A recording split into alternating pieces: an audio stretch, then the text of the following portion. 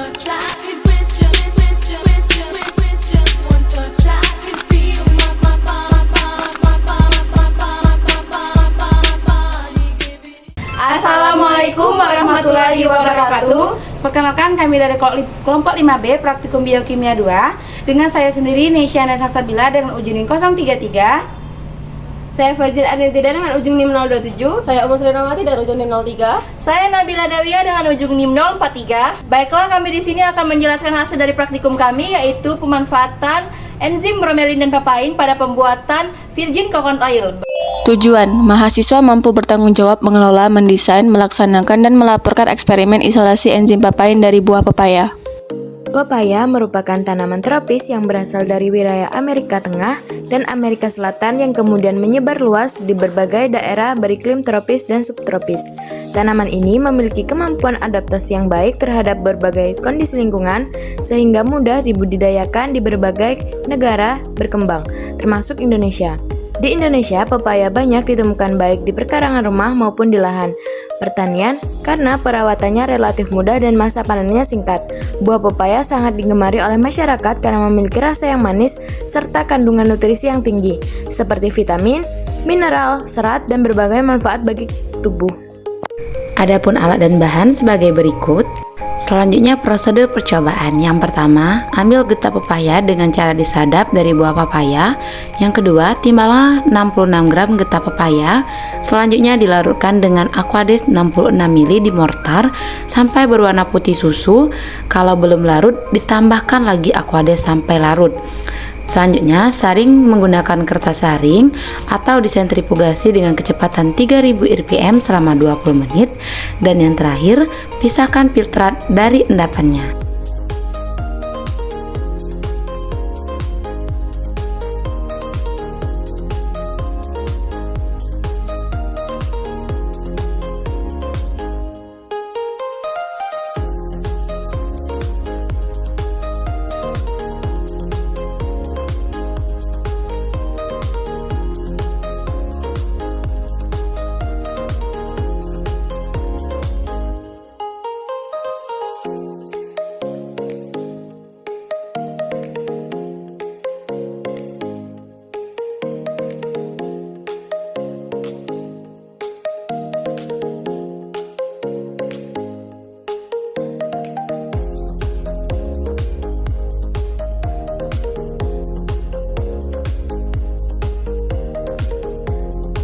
Selanjutnya, tambahkan amonium sulfat 60% ke dalam filtrat dengan perbandingan 1:1.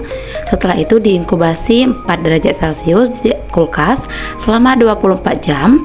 Selanjutnya disentrifugasi dengan kecepatan 3000 rpm selama 20 menit.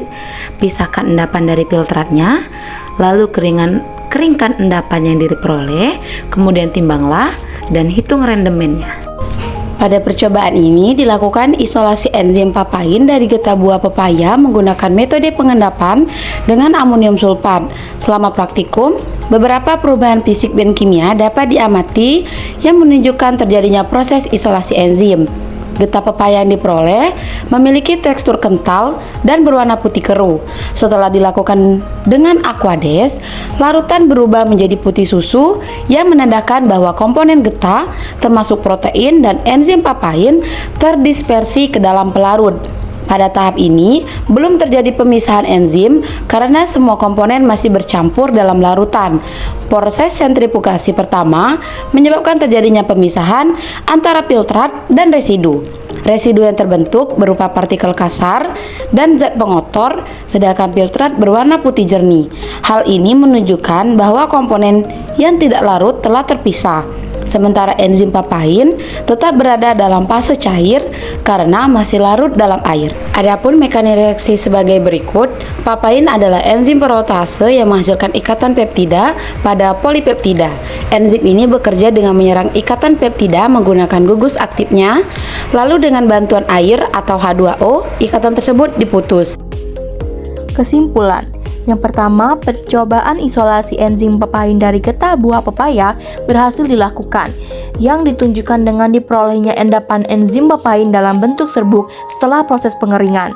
Kedua, proses sentrifugasi dan pengendapan menggunakan amonium sulfat mampu memisahkan enzim papain dari komponen lain dalam getah pepaya, meskipun pemisahan yang terjadi belum sempurna.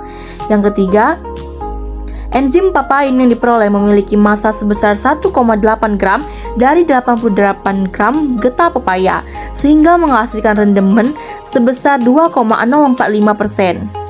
Yang keempat, rendemen enzim papain yang dihasilkan tergolong rendah, yang menunjukkan adanya kehilangan enzim selama proses praktikum, terutama pada tahap penyaringan, sentrifugasi, dan pengeringan.